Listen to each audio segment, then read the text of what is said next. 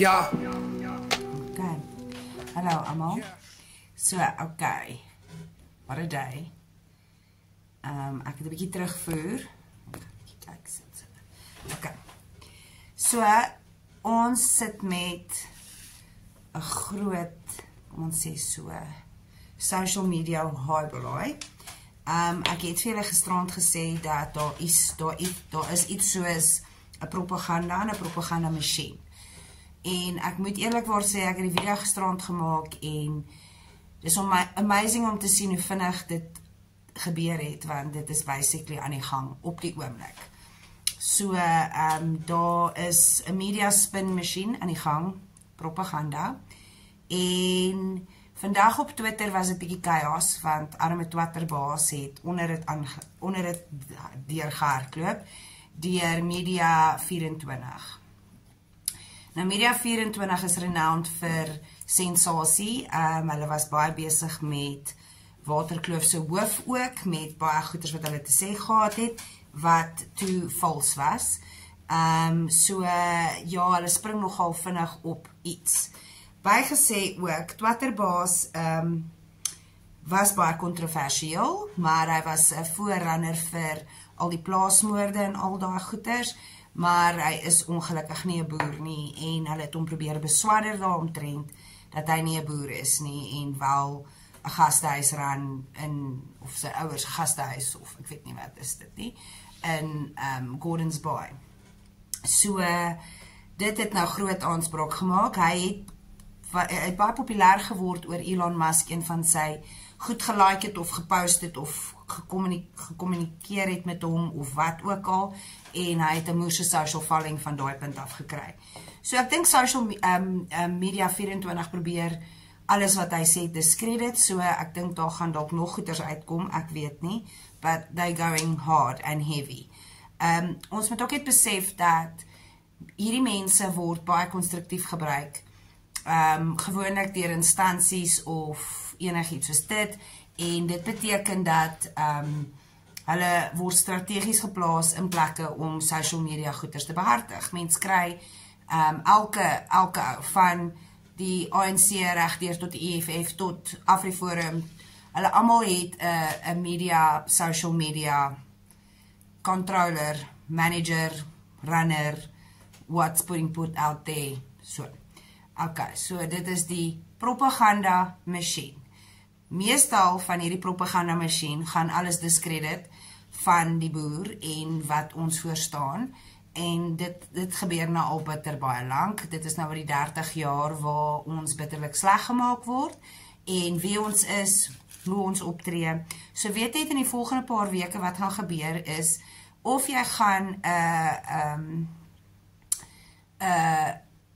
racist genoem word, of jy gaan 'n verraaier genoem word, maar jy gaan definitief nie geliefd wees van either kant af nie. Daar gaan eers vir jou gesê word, bahamba, voetsak, en dan, jy gaan dit nie geniet daar aan die kant nie, so dis hierdie kontrasterende, don't go attitudes, maar in elk geval.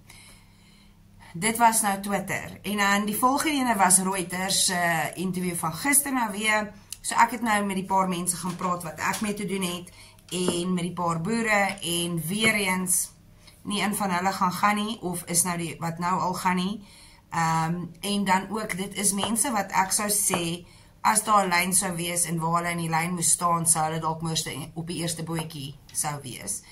Dis ouens wat hulle in die direkte lyn gesit het, van gevaar, hulle gaan nie, hulle weet van niks, hulle was op 'n interview.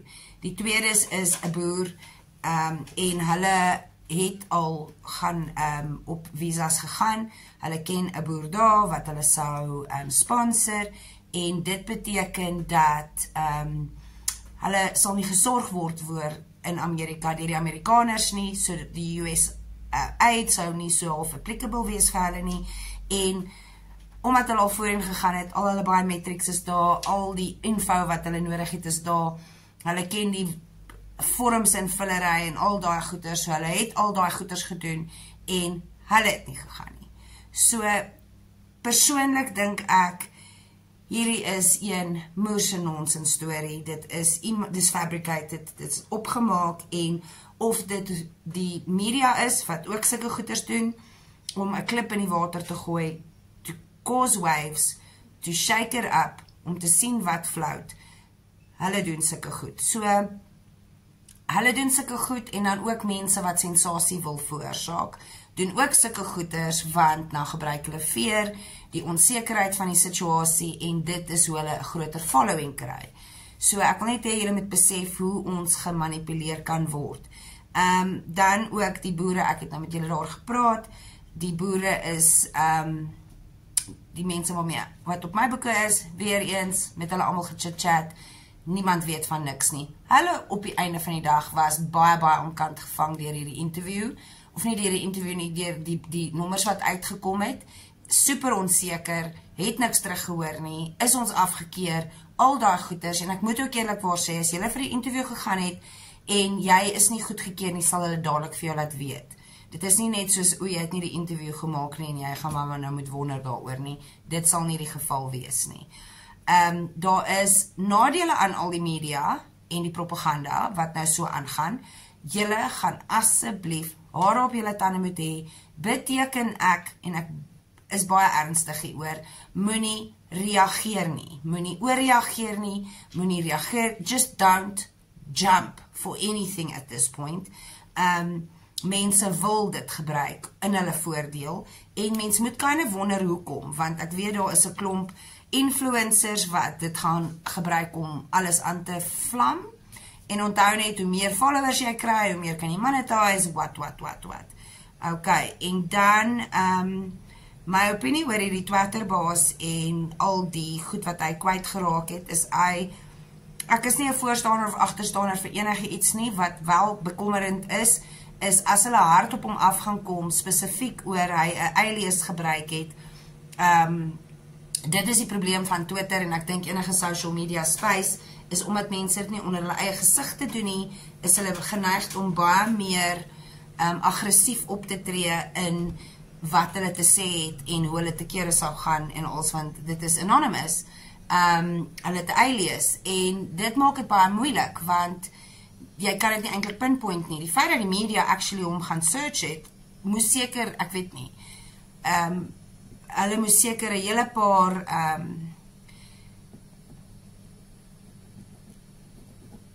hoe sou mens dit sê,